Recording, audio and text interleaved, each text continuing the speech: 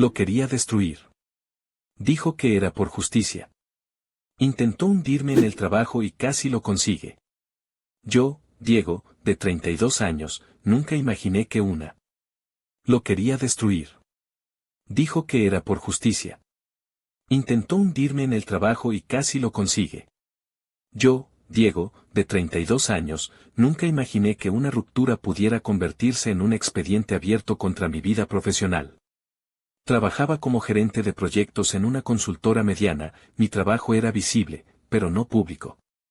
Renata y yo habíamos terminado hacía unos meses, lo que creía un cierre doloroso se volvió una guerra silenciosa que empezó con mensajes suaves y terminó con correos falsos, acusaciones formales y llamadas de clientes confundidos. Al principio todo fue sutil. Ella me llamaba de madrugada para reclamar una discusión vieja, para decirme que había sido insensible. No entiendo por qué te cuesta tanto aceptar que me equivoqué, decía con voz quebrada. Yo intentaba calmarla. Renata, tenemos que empezar a cerrar esto con paz, le respondía. Ella aceptaba por un rato y luego volvía con algo nuevo, una insinuación sobre mi conducta en la oficina, una queja sobre mis reacciones delante de sus amigas. Se volvió una repetición cansina.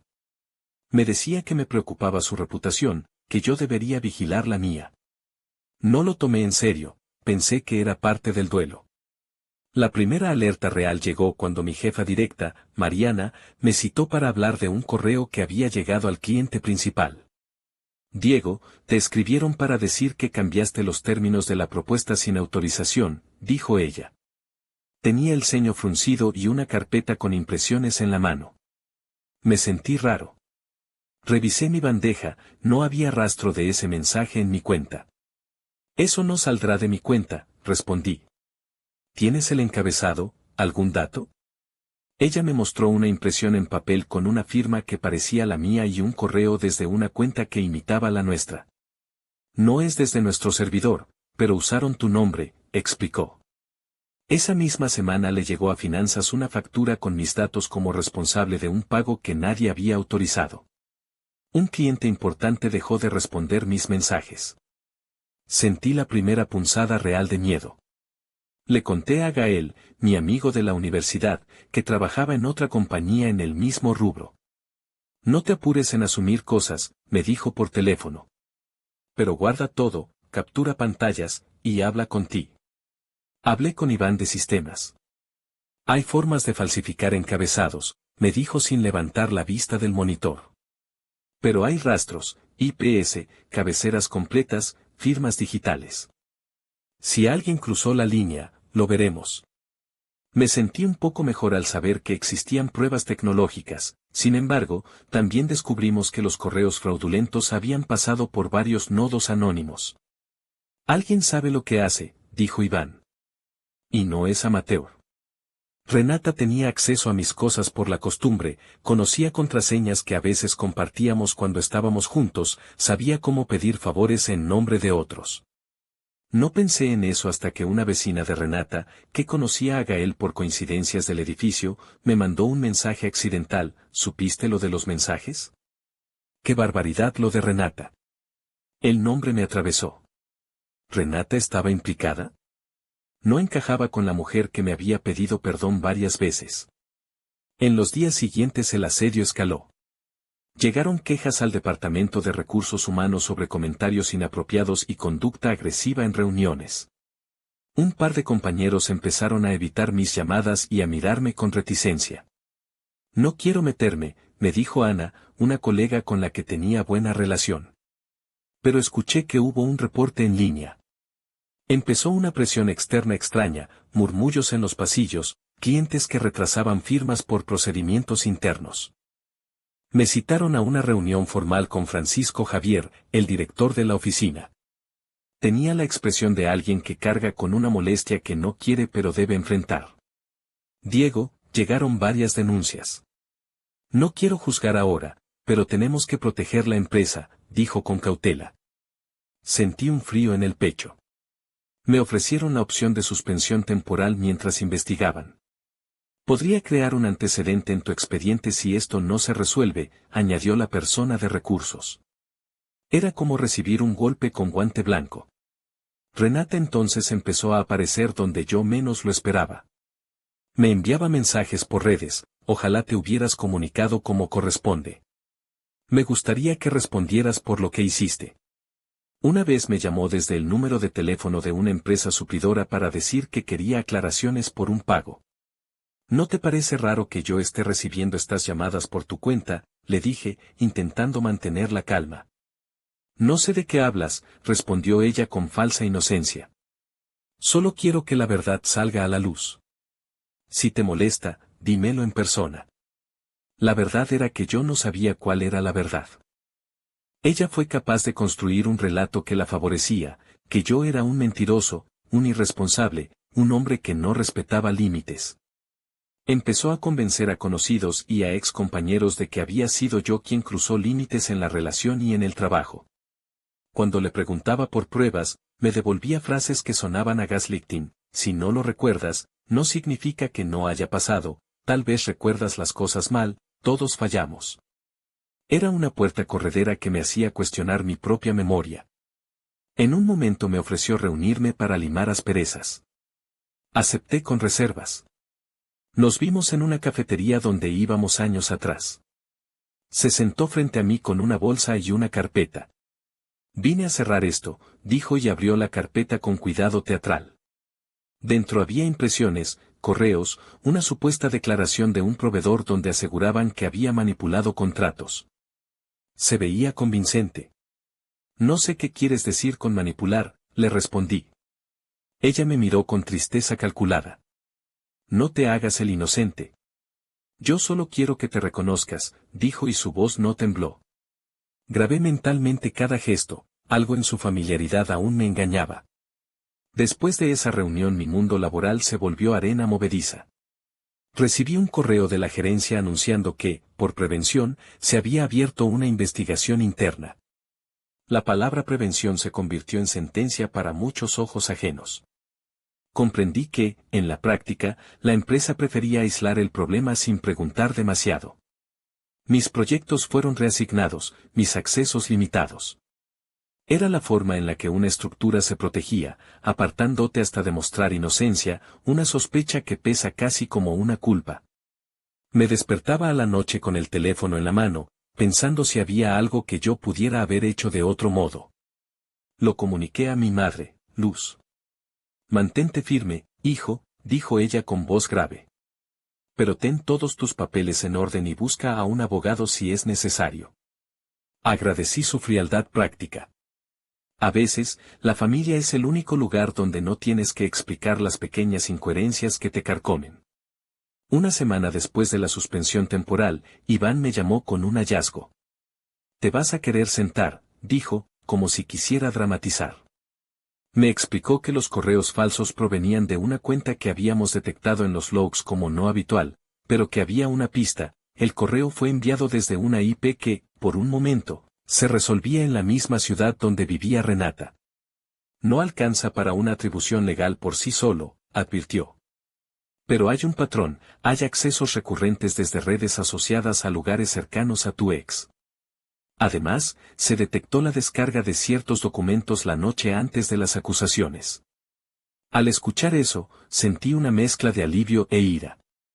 Alivio por tener indicios, ira por pensar que alguien jugaba con mi futuro.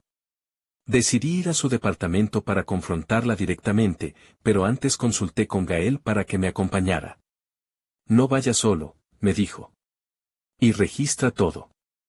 Las confrontaciones sin evidencia pueden volverse en tu contra. La confrontación fue fría. Renata me abrió la puerta con una sonrisa que no alcanzaba a sus ojos. ¿Qué quieres ahora?, dijo. Le expliqué lo de los rastros y la IP. No sé de qué hablas, repitió. Puede que alguien me use, igual que a ti. Me miró con la indiferencia de quien ha preparado respuestas para cada embestida. No entiendo por qué me atacas, añadió, girando la situación. En su sala había algo que no me esperaba: una foto antigua mía en una reunión con amigos, otra foto de un proyecto en el que habíamos trabajado juntos años atrás. Renata usaba la nostalgia como escudo, mostraba momentos de cercanía para subrayar que nada de esto tendría sentido si somos adultos. Yo sentí un punzante desprecio. Era como si sus recuerdos fuesen pruebas de que no podría jamás dañarme. A pesar de todo, mis aliados empezaron a mostrarse más firmes. Mariana, que había dudado, me llamó en privado. Revisé el teléfono de la cuenta que nos envió correos, me dijo. Hay un mensaje que parece un borrador con un nombre que solo Renata usa cuando se comunica con amigas. Ella no se da cuenta de esos detalles cuando falsifica. Esa fue una ventana. Un débito infrecuente en la cadena de falsificación, errores humanos que no se replican si el atacante es meticuloso. Con ese detalle, pedí a Iván que rastreara más a fondo. Él y su equipo trabajaron varias largas noches. Descubrieron que, además de la IP, había un patrón de actividad en horas en las que Renata solía estar despierta por costumbre. También encontraron un archivo que contenía metadatos. El documento de la factura falsa tenía el nombre de usuario del ordenador donde fue editado y era el mismo que aparecía en un documento compartido por Renata a una amiga meses atrás.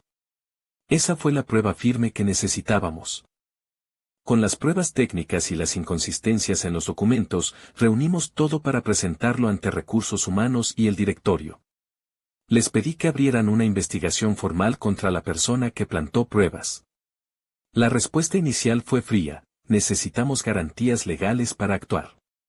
Sin garantías, las empresas temen demandas. Pero esta vez, al juntar las piezas, el caso fue demasiado claro como para ignorarlo. Antes de la reunión con HR, Renata intentó otra maniobra. Me llegó un mensaje anónimo: no sigas. Puedes perderlo todo. Mejor no empujar. Sonaba a amenaza. Sentí el hilo fino de miedo volver. Esa noche me costó dormir. En la cabeza repicaban todas las veces que ella me había hecho dudar. ¿Cuánto había sacrificado por intentar reconciliarme? ¿Cuánto había dejado pasar? Cuando presentamos las pruebas en la mesa con Francisco Javier, noté su rigidez cambiar. Miraba los documentos, las descargas, los registros. Esto explica muchas cosas, dijo finalmente. No celebré, fue una sensación ajena, como si mi nombre se despegara de un expediente y empezara a moverse hacia su aclaración. Recursos Humanos tomó medidas, citaron a Renata para dar explicaciones y le suspendieron temporalmente la posibilidad de entrar a instalaciones y contactar a clientes. Renata, en su defensa, negó todo. Alguien me incrimina, dijo con lágrimas calculadas. Soy una víctima también. Pero cuando le presentaron la cadena de metadatos, los registros de IP y las impresiones digitales de los documentos, su lengua se volvió menos firme. La presión la llevó a errores más groseros, fue incapaz de mantener la historia sin contradicciones. Puede que alguien haya utilizado mi laptop sin que yo lo supiera, llegó a decir, una afirmación que sonaba a una excusa para cualquiera que supiera de datos. La empresa decidió escalarlo a asuntos legales. Renata fue notificada de una denuncia por suplantación de identidad y daño a la reputación. La gravedad de la situación la colocó en la posición opuesta, de acusadora a acusada. Le vi por última vez, cara a cara, cuando la notificaron oficialmente. Estaba pálida y como encogida, y su voz, antes tan segura, quedó hecha un hilo. No tenías por qué hacerlo así, murmuró, dirigida a mí. No respondí. No quería darle el regalo de una reacción. Aún así, la batalla no terminó en una nota de justicia sobrenatural. Renata, como consecuencia, trató de usar otras puertas, empezó a filtrar partes de conversaciones privadas a redes que conocía, a comentar en foros anónimos insinuando mi mala conducta. Era un esfuerzo moderno por manchar reputaciones con pequeños apuntes que no podían probarse. Sentí que la estrategia era dispersar migajas de duda por donde pudiera. Algunas personas creyeron, otras no. El tema se volvió un rumor que se extendía por la oficina y por la industria como un humo fino. Decidí que si ella quería guerra de reputaciones, también podía haber verdad pública.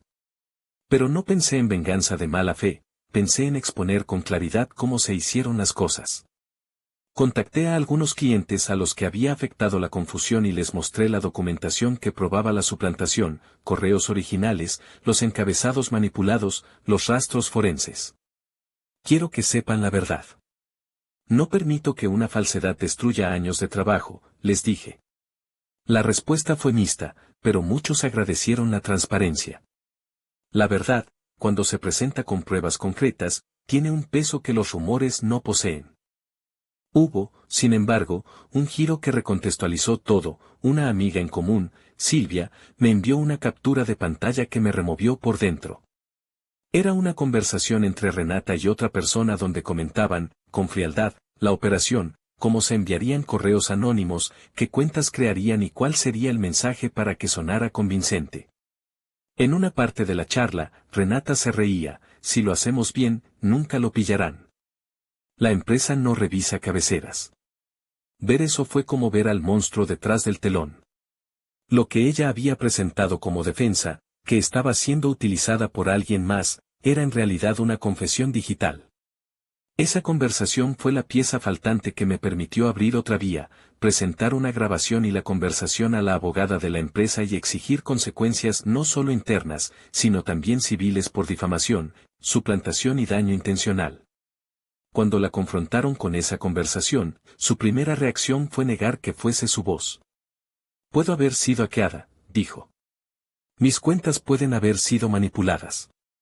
Pero tenía demasiadas huellas propias, expresiones coloquiales, apodos, errores tipográficos típicos de ella. La edición no encajaba. El siguiente paso fue una jugada que odié planear, pero sabía que si quería cerrar el capítulo con algo más que un fin administrativo, tenía que hacerlo impecable. Con la asesoría legal, preparé una reunión con el directorio y con 3 clientes afectados. Les mostré la ilusión de la trama de Renata, con pruebas técnicas, archivos, conversaciones. Les mostré también pruebas personales, notas donde ella hablaba de arruinarlo para quitarle ventaja en una discusión por un proyecto y cartas a amigas donde decía que si no puede ser mío en la vida, nadie lo tendrá profesionalmente. Fue crudo. De repente, el relato que había construido alrededor de mí para desacreditarme se volvió un caso de malicia calculada. Renata estalló cuando vio el material. Eso es privado, gritó en un arrebato que, si se mira desde afuera, la hacía parecer la víctima de una exposición. Pero detrás del grito había la verdad, la confesión y la evidencia técnica. La protección que ella intentó construir con lágrimas y silencio se vino abajo.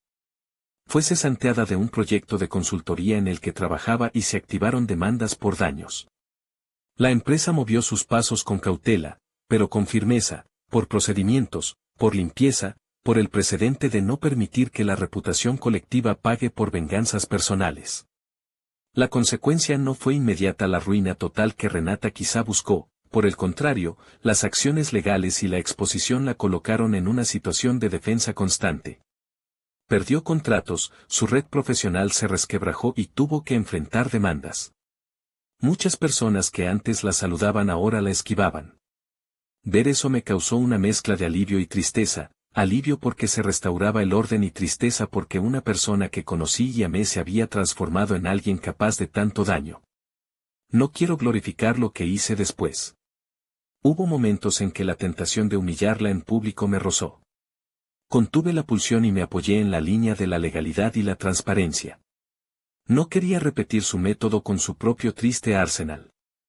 Elegí exponer la verdad donde importaba, ante quienes podían reparar el daño. El proceso tomó tiempo. La limpieza de mi nombre en los archivos de la empresa fue gradual. Volvieron algunos clientes, otros prefirieron mantenerse al margen. Mi retorno fue silencioso y paciente: ir a la oficina, pedir disculpas donde hiciera falta, reconstruir proyectos con resultados. A la par, hubo consecuencias personales que no esperaba. La experiencia me dejó con una sensación de fragilidad, fui capaz de dudar de mi memoria por culpa de alguien que armó una red de mentiras. Empecé terapia para reparar la confianza en mi juicio, para entender por qué acepté tanto reproche sin cuestionarlo antes. Aprendí reglas prácticas: nunca compartir contraseñas, registrar conversaciones y poner documentación oficial por canales verificables. La última vez que vi a Renata fue en una audiencia conciliatoria. Estaba menos altiva, como quien ha agotado su repertorio. Cada palabra suya parecía una ficha gastada. Yo solo quería que comprendieras lo que sentí, dijo en un tono pequeño. No debí, perdóname. No encuentro gran consuelo en que pidiera perdón. Las excusas no devuelven la noche de vigilia, no limpian la impresión en la mente de quienes te vieron acusado. La ley siguió su curso y hubo sanciones, no para satisfacer mi orgullo, sino para marcar que ese tipo de maniobras tienen consecuencias reales. Aún así, quedaron réplicas, personas que mantienen dudas, chismes que regresan en temporadas equivocadas. La industria es pequeña y la memoria es larga. Aprendí a convivir con la idea de que la inocencia no se demuestra con una sola victoria, se demuestra con constancia. Regresé a mis proyectos con cautela y, sobre todo, mis límites cambiaron. Aprendí a decir no con firmeza y a cuidar mis espacios personales. Actualización 1. A finales del proceso, Renata trató de demandarme por supuestas difamaciones públicas. La demanda no prosperó porque la exposición que hice fue documentada y pertinente a las investigaciones internas y legales. No hubo vindicación teatral, hubo resolución con evidencia y sanciones civiles que la dejaron con menos recursos y opciones. Actualización 2. Los colegas que se alejaron inicialmente volvieron gradualmente. Mariana, que dudó al principio, fue una de las que más se esforzó en reparar la relación. Me equivoqué en vibrar con los rumores, me dijo una tarde mientras arreglábamos un informe conjunto. Has sido más profesional que muchas personas que conozco. Gael siguió siendo mi amigo. Te dije que guardes todo, se burló con cariño una vez. Su compañía fue insustituible en los momentos más duros. En retrospectiva, lo que más me dolió no fue la posibilidad de perder el trabajo, aunque también dolió, sino la sensación de que alguien que compartió mi vida decidiera que su rabia era una licencia para destruir otras realidades. Hay una línea entre herida y venganza, ella la cruzó. Muchas rupturas guardan rencores, pero usar la estructura de confianza que existe alrededor de una persona para dañarla es otra cosa. No escribo esto para recibir aplausos ni para mostrarme como víctima perfecta. Tampoco busco una moraleja azucarada. Comparto la historia porque sé que hay quienes han sentido, alguna vez, la presión asfixiante de una campaña de desprestigio.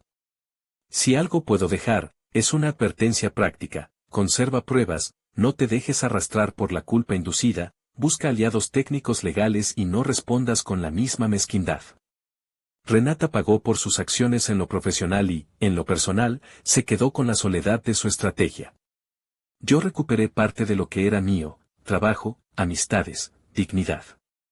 Pero la huella queda, hay noches en las que despierto con la sensación de que algo podría volver a encenderse con facilidad.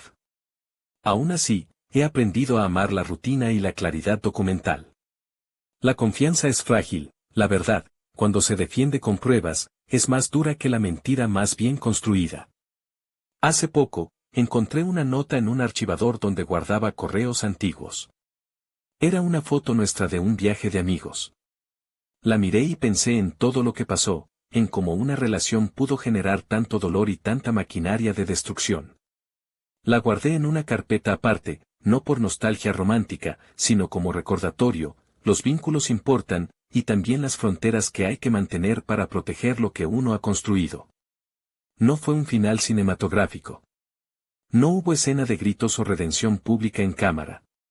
Hubo, en cambio, consecuencias legales, pérdidas y reparaciones lentas. Aprendí más de mi propia resistencia que de cualquier lección moral. Y, aunque ahora puedo volver al presente sin que el pasado dicte cada decisión, a veces me sorprendo pensando en lo fácil que es que una persona, desde la cercanía, te cambie la vida con una serie de acciones frías y calculadas. Actualización final: si estás leyendo esto porque te sientes acorralado, no esperes a que alguien más hable por ti. Busca pruebas, apoyo y normas claras. La verdad no siempre es ruidosa, pero tiene memoria. Yo recuperé la mía a fuerza de documentos, testigos y paciencia. Renata recibió las consecuencias de sus actos, yo me quedé con la cicatriz de saber que la confianza es un riesgo que hoy manejo con más cautela.